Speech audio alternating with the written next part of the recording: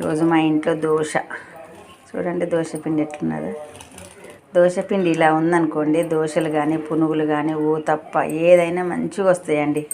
ఇట్లా పొంగాలి. ఇట్లా దోశ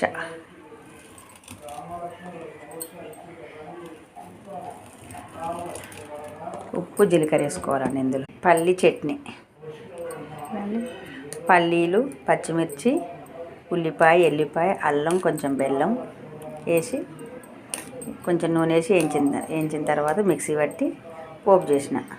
పోపులో కొంచెం స్పూన్ నూనె వేసి ఎండుమిరపకాయలు, ఆవాలు, జీలకర్ర, కొంచెం చిటికెడు పసుపు, కరివేపాకు వేసిన.